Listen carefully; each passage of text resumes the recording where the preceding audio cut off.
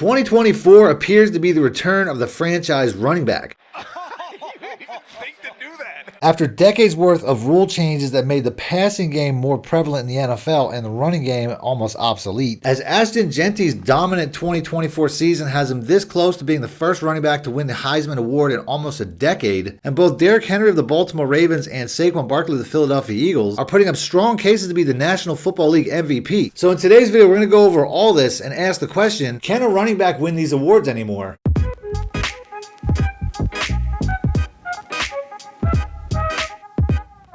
Now, a running back winning MVP isn't as rare as it sounds. It just hasn't happened in a long time, as it's actually the second most awarded position in the entire sport, behind quarterbacks, which has a total of 47 MVPs in its history. The running backs have 18, which is much more than linebacker, defensive lineman, and kicker, as the only other three positions that have ever won this award. Between 1970 and the year 2000, which a lot of people consider the modern era of football, the NFL MVP has gone to running backs 10 times out of 30 possible attempts, which comes out to an average about 1 every 3 years. Fast forward to today though, and the last time we had an NFL MVP at running back was Adrian Peterson in the year 2012. So what changed between the 1970s and the year 2000 that made it that much more difficult for running backs to get NFL MVP consideration? The literal rules themselves. Starting in the mid-90s, the NFL made a lot of rules that significantly benefited the passing game, starting in 1995 when the NFL allowed receivers that were forced out of bounds by a defender to return inbounds and make a play. This helped eliminate a strategy where defensive players would force receivers out of bounds to ultimately eliminate them from contention in that play. But this was just the beginning, as in 1996, they revisited the illegal contact penalty, which results in a first down for the offense if you contact a receiver once he passes 5 yards after the line of scrimmage. They made the illegal contact rule even stricter after the 2003 AFC Championship game, where the Patriots cornerbacks absolutely manhandled the Colts receivers to the point where they had to enforce this penalty more often. And the NFL was slowly evolving into a passing league that wanted to see more offensive plays, as they realized that people like to watch offense more than defense. They also started to protect quarterbacks and receivers more, as they realized that ratings went down when their star quarterbacks and receivers weren't playing. In 2001, the NFL announced roughing the quarterback penalty would be enforced more strictly and specifically targeting late hits. In 2002, they protected the quarterback even further by barring helmet-to-helmet contact with the quarterback at any time, even after the change of possession, because a lot of times when a quarterback would throw an interception, the defensive player would just headhunt them, trying to knock them out of the game. They also instituted rules not allowing you to hit a quarterback below the knee or land on the quarterback with your full body weight, in reference to season-ending injuries that happened to Tom Brady and Aaron Rodgers. In 2009, they also went as far as to protect defensive receivers so that you can't hit them as they were crossing the field trying to catch a ball, and they also expanded that to all defensive players in 2010. So after all these rule changes to benefit the passing game and protect the player safety of the receivers and the quarterbacks, what did they do to help out the running backs? They literally made it illegal for them to lower their head to initiate contact and try to pick up more yards. So the league clearly favors quarterbacks and receivers over running backs. And these values are reflected in how players are getting paid on the open market, as the NFL franchise tag is the average of the top 5 players at that position in the entire game. The franchise tender cost for a quarterback is almost $40 million, and for a receiver it's almost $22 million, while a running back is a lowly $12 million compared to these other two positions, as this position is now the lowest paid position in the entire NFL outside of the kicker and the punter. And Derrick Henry's contract, who we're talking about in this video, is only worth about $8 million a year, well below this average. And as a result of all of this, we saw passing numbers absolutely explode in the NFL over time. Prior to all these rule changes, we only saw an NFL quarterback pass for 5,000 yards or more one time, and that was Dan Marino in 1984. That's one quarterback in the 52 years since the NFL began. But since they started changing these rules, we've seen quarterbacks throw for over 5,000 yards in a season 14 times since 2008. Which is almost an average of about once per season. This list of names includes everybody from Drew Brees, who's done it multiple times, to Tom Brady, Peyton Manning, Ben Roethlisberger, Patrick Mahomes, Justin Herbert, Matthew Stafford, and even Jameis Winston. Winston stumbled. You heard that right, a list of Hall of Famers plus Jameis Winston. Hey, look at the man beside you. Look at him. In that same season, Jameis Winston threw an NFL record 7 interceptions that were returned for touchdowns, which really should make you question how important throwing for 5,000 yards really is. I bring up these stats because how is a running back who at best has rushed for over 2,000 yards is going to compete with a quarterback who's getting close to 5,000 yards? It's really difficult. When you look at touchdowns as well, typically quarterbacks throw for a lot more. In fact, the player that got the closest was Chris Johnson, who had over 2,500 yards from scrimmage in one season, and even he couldn't win the NFL MVP, as he only got Offensive Player of the Year in 2009. So how did Adrian Peterson win the award in 2012 if he didn't have as good of a statistical year as Chris Johnson did in 2009? If we compare the two stats side by side, Adrian Peterson had 2,097 yards, averaging 6 yards a carry, 12 touchdowns, and he also had 40 catches for 217 yards and 1 touchdown, giving him 13 total touchdowns. Chris Johnson had 2,006 yards rushing with a 5.6 yards per carry average, 14 rushing touchdowns, which is more touchdowns than Adrian Peterson had, 50 catches, which is also more catches, more receiving yards of 503,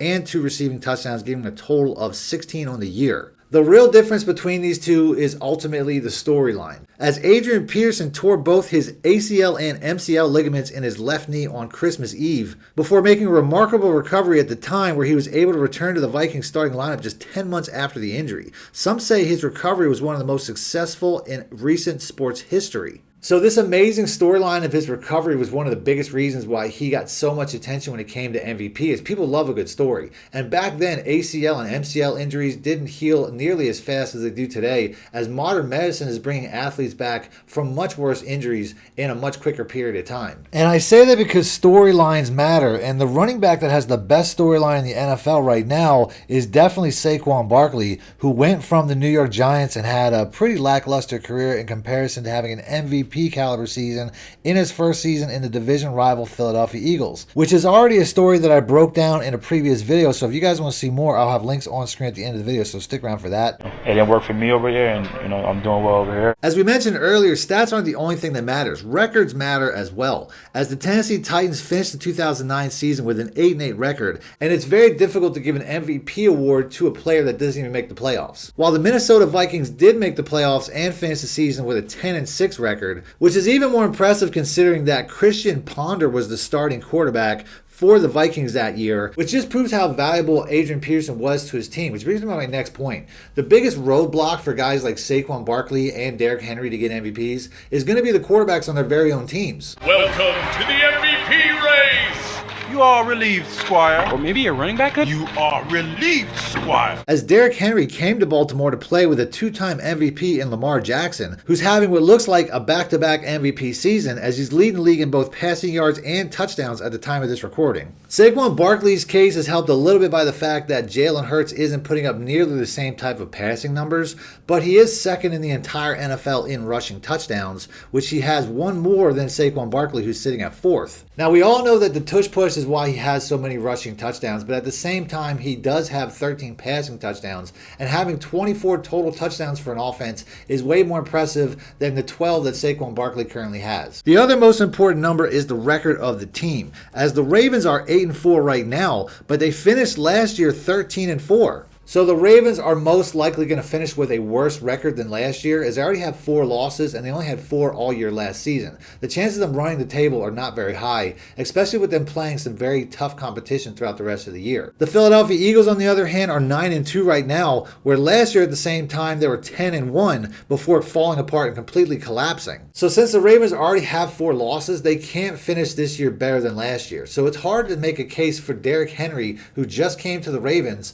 to win MVP based on the fact that the team is performing at a lower level than when he wasn't there. The same can somewhat be said for Saquon Barkley, as they do have 1 more loss than they did last year, but that all depends on how the year finishes. If the Eagles go on a streak and continue to win games and finish with a better record and not fall apart like they did last year, it makes a very strong case that Saquon Barkley was the difference. So based off of all of this, the path to MVP is a little bit easier for Saquon Barkley than it is King Henry, based on the fact that King Henry's biggest competition is on his own team and Jalen Hurts' numbers aren't necessarily as big as Lamar's numbers. And all this could be decided this Sunday as the Eagles go to Baltimore to play a very important game. As NFC games versus AFC games don't usually have a lot of importance when it comes to playoff seeding, as it's a non-conference game, but when it comes to awards, everything's on the line this Sunday. As Saquon Barkley, if he wins against the Baltimore Ravens, knocks Derrick Henry out of the race, and it might also knock Lamar Jackson out of the race as well, despite the numbers. Because at the end of the day, wins and losses is the most important thing, and this would give the Eagles the inside edge,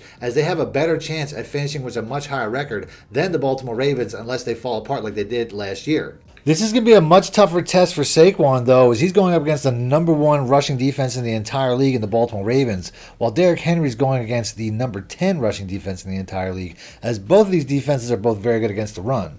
If the Eagles beat the Ravens or if the Ravens beat the Eagles, it's going to be difficult to make a case for the losing team when it comes to MVP and Player of the Year awards based on the fact that they lost head-to-head. So while I think the case for Derrick Henry to win MVP is pretty much null and void based on the fact that he's playing with somebody who's playing at a higher level and putting up better MVP-style numbers, I do think that the chance is still there for Saquon based on the fact that Jalen Hurts isn't playing near to the level as Lamar Jackson. And when people look at the final records, if the Eagles is much higher and they can help their own case based on the fact that they could win this Sunday and knock the Baltimore Ravens down to 8-5, I don't think you're going to see an MVP on a team with 5-6 losses compared to a team with 2 or 3 losses. So to me, since Saquon Barkley is already at a point where he has a better record, if they win this game, the chance of him winning MVP goes straight up. And he's also on pace to break some of the records that we're talking about, as he's on pace right now for 2,548 yards from scrimmage, which would beat Chris Johnson's record in 2009 of 2,509. And he's also in pretty good shape to break Eric Dickerson's single-season rushing record as well, as he only needs a little over 700 yards to do so with 6 games to go. So if Saquon breaks either one of these records and he has a better overall team record than the Ravens, it's going to be a hard case to say that he's not the MVP of the league. Now, the biggest issue for that would be if the Eagles are in a position where they have to rest their starters in the last game. But considering that they're 1 game behind the Detroit Lions there,